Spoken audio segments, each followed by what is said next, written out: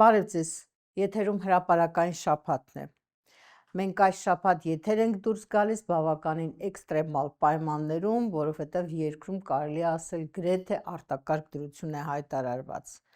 Իշխանությունը օրեցօր խորացնելով իր պայքարը եկեղեցու դեմ, այս շաբաթվա ընթացքում արդեն հատեց բոլոր կարմիր գծերը և հայտարարեց, որ իր պաշտպանության տակ է վերցնում կարգալույծ արված այդ քահանային, որի ցուցմունքների հայտարարությունների հիման վրա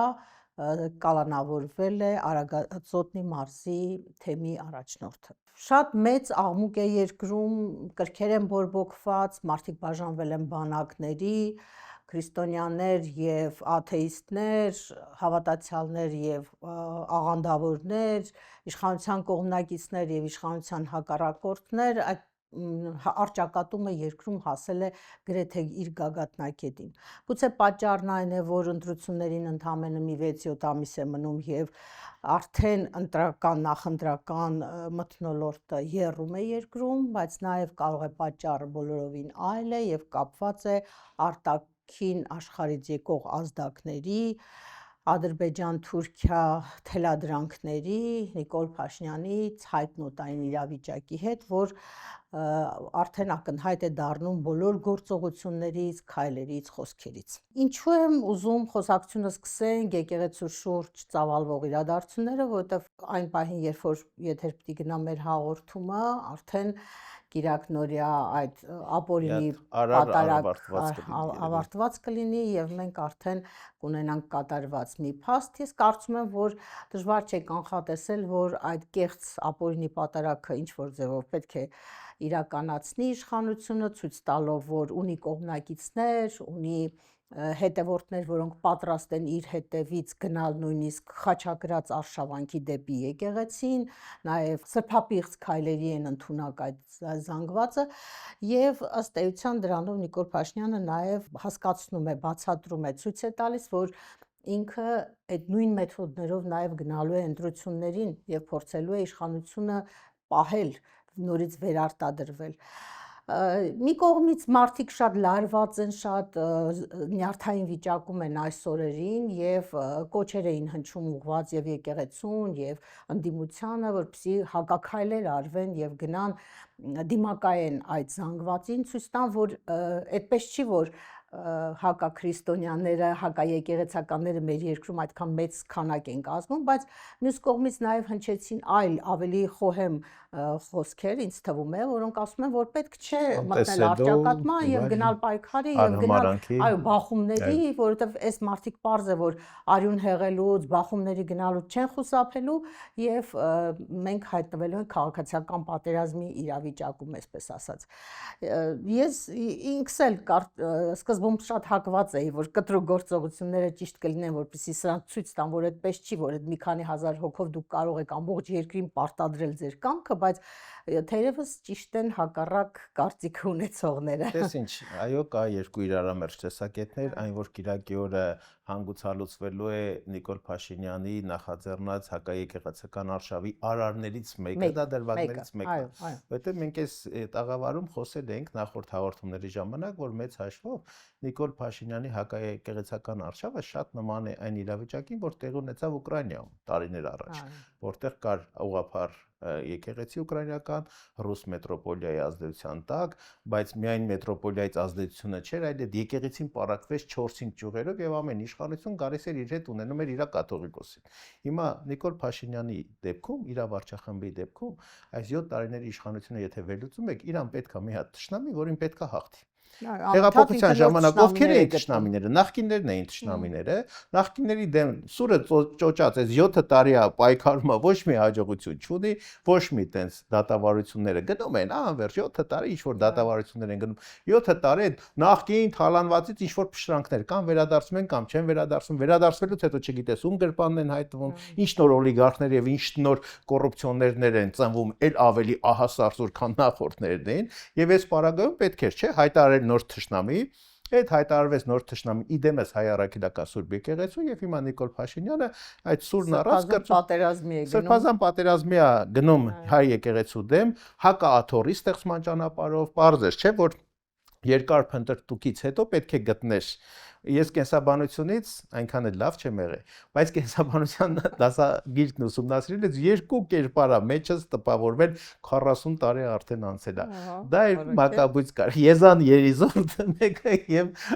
հողաթափիկ ինֆուզորիա դա միա ճիճու այսպես ասած Եզան Երիզորդ եւ այդ Երիզորդին առաջ պլան դավաճան դե Հուդան դավաճանը մի քիչ ավելի ամեն դեպքում Հուդան աստվածաշնչյան կերպար է եկեք ընդունենք որ հետո Հուդաների վրա կառուցված ոչ քրիստոնեական նաև գաղափարաբանությունը ի վերջո Հուդաներն են աշխարհ գալիս որ ինքնամաքրման ճանապարհով մենք բոլորս անցնենք չէ դրա համար այո կար ամեն սերունդ իր Հուդան է դրական դեր խաղալու է այս կերպարը փաստորեն նաև կարող է որովհետև ի սկզբանե նախասահմանված էր չէ որ հենց Հուդան է դավաճանելու եւ Քրիստոս էր խաչը կրելու է հիմա մեր ազգի արչեւ իսկապես այս փորձությունը դրված է 21-րդ դարի Հուդաները արդեն առերևույթ գործում են, հա, հիմա մնում է թե մենք մեզնից ով է խաչվելու եւ ով է հարություն առնելու։ Հիմա Նիկոլ Փաշինյանը պարզում է, որ ըստ իր ականատես վկայի, իր նախկին թիմակիցի մի քանի անգամ մեռել եւ հարություն առել։ Հիմա գենետիկան թող բարձի կարող է իսկապես այդպես է եւ մենք գործ ունենք այդպեսի մեռնող հարություն առնող կենտանու հետ, որին արդեն հաղթելը կներես իմ ու քո մահկանացու ուժերից կարծում եմ այս պահին բեր է։ Այո, մենք հիմա մի քիչ էլ հումոր ենք տալիս, բայց իրականում այս շաբաթվա ընթացքում տեսանք թե ինչպես էր փորձում արարողություն, պսակի արարողություն անի եւ լավ է որ պսակվողների ծնողները հասկացան որ չի կարելի այս դերակատարման մեջ լրագրողական համքարության դերակատարումը Խիզախ լրագրողի դերակատարումը, որը այս աղմուկը բարձրացրեց մի քանի տասնյակ քաղաքական կուսակցությունների դերակատարումը վերցրեց իր ուսերին եւ արդեն Փեսայի հայրն էլ որպես հավատացյալ քրիստոնյա կոնկրետ երկընտրական բարձր չէ մեր ժողովրդի մեջ շատ մարդկանց համար չիմացությունը ինքը իսկապես լուրջ խնդիր առաջացնում իրանք ինչ գիտեն կարգալույթ քահանան որն է հա տեսնում ես սքեմա հակինասև այդ շորերը հակինա այդ բառերն արտաբերում սաղմոսները պատարեկներն ասում վերջ ասում ես երևի ինքնավոր կա չէ բայց մինչդեռ հասկանում ես որ թե ինչ ամբողջ կյանքիդ վրա ինչ բիծ կարա լինի այ հոգևոր առումով ինչ մեծ բիծ կարա լինի այդ մի կարգալույց քահանայի ինքնահաստատման դրվագը որը կարող է ուղղակիորեն այդ սուրբ մերոնի կնիքը տվյալ ընտանիքի վրա չդրոշմի պատկերացնում ես թե ինչ հետևանքներ կարող ունենա եկեղեցու կեցվածքը որ եկեղեցին պետք է փոխանցի այդ դրվագին այդքան քաջածանոթ չի այդ քահանայի մասին ընդհանրապես լսած չի ու մտածում է որ երիտասարդ հոգևորականը կարող էր իր ծառայության ընթացքում իր շուրջը համախմբել միգուցե կարող է իսկապես հավատավոր ժողովուրդ ունենալ իր կողքը բայց երբ որ տեսնում ես թե ովքեր են շրջապատված ինչ հայհոյախոսություն քաղաքացիական հագուստով ինչ հայհոյախառն բառամթերքով է նրանք Աստծո տանը շփվում մնացածների հետ այդ ինչ եթե դու աստվածաբանություն եթե դու քրիստոնեություն ես քարոզե այնտեղ խնազանդությունը առաքինությունը բարեվարկությունը դրանք ուր մնացին որ քո պաշտպանեն ամենավերջին փողոցային խուլիգանի նման իրենց պահում են էնել Աստծո տանը հա բնականաբար դա ենթադրում է որ իրանք վայելում են իշխանության ուղիղ աջակցությունը իսկ իշխանության հենարան այո փողոցային խաժամուշն է ուրիշ բան չկա դե իշխանության աջակցությունը այնքան բացահայտ է որ ինքը Նիկոլ Փաշինյանն է հայտարարել որ գնալու է մասնակցելու է այդ ապօրինի արարողությանը Իդեպ ասեմ դրա համար տեսեք եթե մենք 1700-ը մեր եկեղեցու պատմությունը դիտարկենք առաքելական Սուրբ եկեղեցին ինքը բոլոր ժամանակներում էլ Հռոմի հետ ունեցել է հակասություններ որովհետև կաթոլիկ եկեղեցու գերակայությունը եւ բոլոր եկեղեցիներին իր տիրապետության տակ առնելու քաղաքականությունը արի ընդունենք որ մինչ օրս էլ շարունակվում է ու երբ որ դու լինելով հայ առաքելական Սուրբ եկեղեցու հետևորդ ինչպես ինքն է իրեն հորջորջում չնայած ես այդտեղ արդեն հաղորդությունը ստանում ես այդ պարակտման ինդուլգենցիան ստանում ես, այ բարձա որ Ուկրաինայի օրինակը էի բերեմ, չէ, ուկրաինական էլի եկեղեցուն Հռոմի Պապը, քանի որ ռուսական գերակայությունից փոխվելու խնդիր էր տեսնում, ինչ որ մեկին տվեց կոնդակը, ասեց, «Սյո, դու ես գնա, քո կաթողիկոսական այդ անկախ թեմը ստեղծիր»։ Հետո երկրորդին տվեցին, երրորդին տվեցին իրենց, դեռ ել չեմ ասում, որ Ուկրաինայում մի հատ էլ կաթոլիկ եկեղեցի առանձին կար, որի դիրքերը էապես ուժեղացան։ Հա, հետեւաբար, եթե այդ բոլորը տեսնում ես, որ Հռոմին իհարկե այս վիճակը կարա ձեռնտու լինի, իհարկե կարող է ձեռնտու լինել, որովհետև այդ հազարամյա դավանական բացահայտ չի Հազարամյա դավանաբանական բանավեճում իհարկե գտել են հուդային արդեն քաղաքական հուդայիզմով զբաղվողին, չէ, եւ նրա ձեռամբ են իրականացնում սև գործը։ Էլ չեմ ասում, այդ բոլորը ադրբեջանական հրճվագին ծափահարությունների ներքո, Փաշազադեի ուղիղ ցուցումի ներքո։ Եկեք դա էլ չմոռանանք, որ ամեն անգամ Ադրբեջանի հոգևոր առաջնորդի խիստ արտահայտությունները, խիստ բացասական գնահատականը հայ առաքելական եկեղեցու վերաբերյալ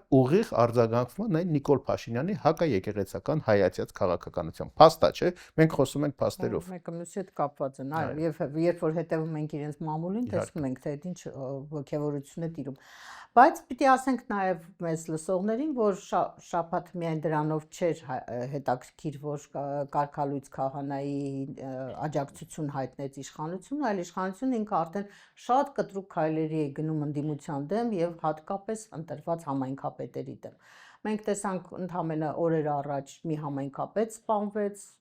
մի քանի տարի առաջ նստեց, կալանավորվեց, երկար բանտարկվեց Վանաձորի համայնքապետը, հիմա եկել է Գյումրիի ընտրված համայնքապետի այո հերթը եւ բոլոր հնարավոր մեթոդներով, խայտարակ տեսարանով, շոուներով ձերբակալեցին նկատմամբ 7 տարի շարունակող դատավարությունը, չէ՞, ինչի մասին մենք խոսում ենք, որ այդ բոլոր դատավարությունները ուղղակի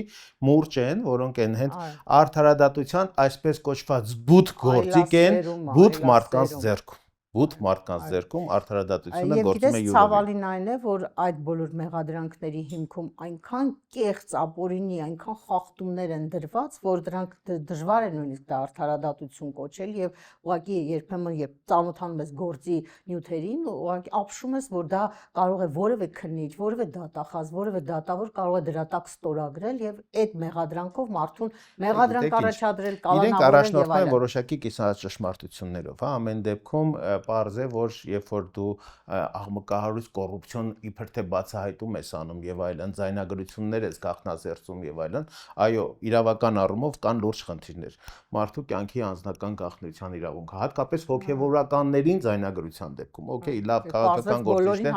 բոլորին համատեղ 3 միլիոն մարդ Հայաստանում այսօր տոտալ գաղտնալսման ռեժիմի տակ է գործում, բոլորս դա պետք է իմանանք, որ մեր յուրաքանչյուր խոսակցություն ընտանեկանից, անձնականից վերջացրած աշխատանքային բոլորը գաղտնալսվում է եւ սրանք ծառայեցնում են ըստ իրենց շահերի, հարմար պահի,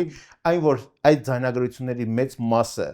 մոնտաժված է եւ բուն իրականության հետ աղերս չունի, մենք համոզվեցինք սրբազանների գաղտնալսման պարագայում, երբ որ տեսանք, որ այն խոսքերը մինչեւ հիմա, բայց այդ մինչեւ հիմա այդ նստվածք, որ իրենք քարոշչական դաշտում ստեղծել են, մինչեւ հիմա իրենց սազանդարը, իրենց մոնետիկները տարբերակցաններում ասում էին, այն պատերի տակ դուլելու եւ այլն, մինչդեռ կոնտեքստից կտրված, նույնն էլ նաեւ այս վերջին դեպքերում, երբ որ այդպես ասած երեսով էին տալիս, բա տեսեք գյումրեցիներ, դուք էս ինչ մարդու ընտրեցիք սրա համար եք, անում անդեդես եւ այլն, այսպես նույնիսկ հատատային նույնիսկ եթե Վարդան Ղուկասյանին ինչ որ գաղտնալսում բան կա, այն մնացած բոլոր ձերբակալված կալանավորվածներին փաստորեն առաջադրել են զանգվածային անկարգություններ անելու համար, Վարդան Ղուկասյանին պաշտպանելու համար, իրավապահներին դիմադրելու համար, մարդկանց սաստելու եւ մարդկանց այս իրավիճակի հետ համակերպեցնելու քաղաքականություն է վարում իշխանությունը, հատկապես թիմ ընտրությունները շատ հետաքրքիր նշեցիր, որ փաստացի ժողովրդավարություն խաղալ արդեն իրենց այդքան էլ հետաքրքիր չի։ Այդ փուլն էլ են իրենք անցել։ Եթե իրանցից մի վախ կար, որ դե ժողովրդավարության ինչ որ սկզբուն կա, որ իրենք չեն խախտելու, այս անգամ ինքը այդ գիծն էլ անցնում։ Այդ գիծն եւ նույնիսկ ձեռնպահ չեն մնում, փաստաբանի են կալանավորում, որը ընդհանրապես ներկա է գտնվել, ոչ մի գործողության չի դիմել մարդը։ Բոլոր կադրերում երևում է, որ ձեռքերը պարզած ընդհանրապես ասում է դադարացրեք, ես ինչա կատարվում եւ այդ Ռուբեն Մխիթարյանին, որը մեր ձևով շարժման անդամ է, միայն այդ պատճառով ուրեմն կալանավորեցին։ Բնականաբար, այ ասում եմ, արդարադատության բութ գործիք է սրանց ձեռը տված, իսկ որ իրենք բութ են իրենց կեսակերպով, իրենց արժեհամակարգով, սա նույնպես ապացուցվում է տարբեր դրվագներով, հա։ Այո։ Եվ գիտես, մի տեսակ եւ ապօրինություն, եւ զավեշտ, եւ խայտարակություն, ուղղակի sense միացված եւ առավոտյան կլոունադա, այս ամենի ֆոնին առավոտները նենց է պատուհանները ջարդում են, մարդուն կալանավորում առավոտները ինքն նենց է այդ ոմն անձնավորությունը օրը սկսում սրտիկներով, սմայլիկներով, ինչ որ բաներով, այդ սիմֆոնիկ երաժշտություններով ես մասնագետ ընկեր ունեմ, հոգեթերապևտ է, եւ հետաքրքիր դրվագներ պատմեց, որ ասեց ունի հաճախորդներ, պացիենտներ, որոնք այդպիսի երաժշտական երաժշտության տակ իրենց այդ հոգեկանի այդ հավասարակշռման պահպանելու համար են անում, հա, խնդրեմ, հետո դա ինձ էր դնում արդեն ժողովրդին, ես չգիտեմ թե մենք այս ինչ հիպնոզի եւ այս ինչ հոգեբանական տերորի ազդեցության տակ են գտնվում։ Այո, եւ բոլոր սահմաններն անցած իշխանության։ Հիմա այս շաբաթվա ընթացքում նաեւ Դավիթ Համբարձումյանի այդ դատավճիռը մենք լսեցինք, որը նորից էլի գագաթնակետն է խայտառակության։ Ուրեմն 2018 թվականի դեպքերի ժամանակ իշխանափոխության ինչ որ մեղադրանք են հարուցել, բայց չեն կարողացել մինչև հիմա դա հասցնել դատական ավարտի եւ այնտեղ չկա էլ տենց մի բան մեղք, չգիտեմ ինչ, իշխանության մաս է կազմել, համայնքապետ է եղել, ինչ որ մեկին ինչ որ բան է ասել եւ այլն։ Այո, ու տալիս են այնպիսի դատավճիռ, եթե մինչև 6 տարի տային, գիտես, որ պետք է ինքը համաներման տակ կանգներ եւ կալանավորման թեմա ընդհանրապես չէր ծագի։ Ուրեմն 6 տարի 3 ամիս է տալիս դատարանը, դու տես ինչ խաղալիք է դարձել դատարանը, իշխանության ձեռքում։ Կարծում եմ, որ դեռ Դավիթ Համբարձումյանը կօգտվի դեռ իրավական այն փոքր փշրանքներից, պրոցեդուրաներից, որ ես երկու մնացել են, չէ։ Ամեն դեպքում բողոքարկման ընթացակարգ կա, վերաքննիչում եւ այլն, այո, բայց դատարանից կալանքի վճիռը կարծեմ կայացրել են, մի հատ տանեն դատեն, տանեն փակեն, հետո նոր փորձիր գնա քո այդ իրավունքները փորձիր պաշտպանել, հա։ Եվ ընդդիմադիր այն համայնքապետն է, որին Մասիսում շատ սիրում են, համարում են, որ լավագույն համայնքապետերից է մեր երկրի, Մասիսը մաքուր, որ Դավիթ Համբարձումյանը նաև քաղաքական ուրիշ հայտ ներկայացրած գործիչ էր, որպես իմպիչմենտի տեխնացու եւ վարչապետի հավանական տեխնացու, կարծում եմ, որ այս առումով էլ սրա ենթատեքստն էլ կա, այս ենթատեքստը շատ ավելի խորքային է, մի առիթով ես ու դու կկիսվենք, թե ինչ ենթատեքստեր կարող են այնտեղ լինել։ Այո։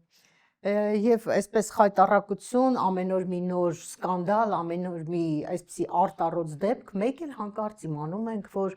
Ադրբեջանից քաղաքասարակության ներկայացուցիչները եկել Հայաստան, գնացել են, հանդիպել են մեր անվտանգության խորհրդի քարտուղարի հետ, մի սեղանի շուրջ նստած զրուցում են եւ մասնակիցներից մեկը Լաչինի միջանցքը փակող այն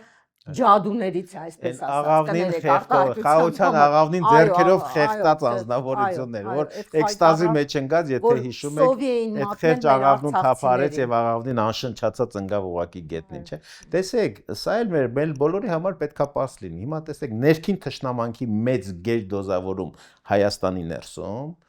եւ սիրալեյության գեր այսպես ասած ցուցադրություն Ադրբեջանի։ Քիչ է մնում, ասենք հարգելին այդքան շատ եք սիրում, գնացեք այնտեղ, տեղափոխվեք այնտեղ, իրենց այդ ջան ասեք, ջան լսեք, գոնե թողեք այստեղ մենք հանգիստ մեր դարդերով, ցավերով տառապենք, փորձենք հասկանալ, թե այս փշրունքները, այս մեր ինքնության վերջին փշրունքները ոնց են հավաքում իրար գլուխ եւ ինչ որ բան փրկում է իրավիճակը։ Վրաստանում գնացը հայտարարեց, որ շատ շնորհակալ երախտապարտ է Իլհամ Ալիևին, որ ճանապարհ է տալիս, որպեսզի ղազախական մի ֆուր ցորեն գա Հայաստան, կարծես թե այդ ցորենի հույսին էինք մնացել։ Մարդիկ շատ իրավացիորեն նշում էին, ասում էին, դու հսկայական ցորենի պաշար ունեցող եւ ցորեն մատակարարող Արցախը վարի տվեցիր, հիմա մի ֆուրի համար ուրախանում ես։ Այդ դրվագը երբ որ ասում ես, ես հիշում եմ 88 թվականը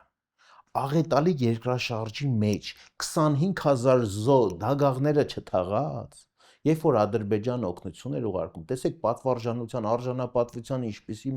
մի բան մենք չուզեցինք, մի բան նրանց որ խորհրդային միություն էր, չէ, հələ միութենական հանրապետություն էր, նրանց օգնությունը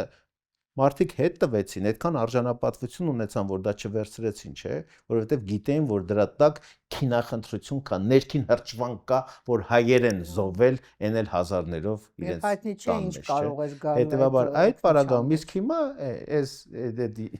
էլի մակաբույց բառը հիշեցի, սրանք ուրախանում են, մարդկանց գիտակցությունը թմրեցնում են, չհասկանալով, լավ, մի օր հարևանները էլի ինչ որ իրենց փոքր ցանկապատի շուրջ վեճ կունենան, չէ՞, ոչ չես կարող այդ խաղաղություն կոչվածը վերջո ամեն ինչ չվերջացավ, չէ՞։ Հեսա լինելու են այդ լարվածությունը բանը, ամեն անգամ այդ հացահատիկի ճանապարհներ որ փակեց, ու դու ելեն այլ ընտրանքներից զրկված ես, վերջ դու այդ երբ որ այտենց ոգևորված ասում ես, всё, այս գազը էստեղից կգա, նավթը ստեղով կունենամ, այդ կունենամ, այն մյուս իրական այլ ընտրանքները փակվում են քեզ համար, հա։ Իմի օր դու դառնում ես ընդամենը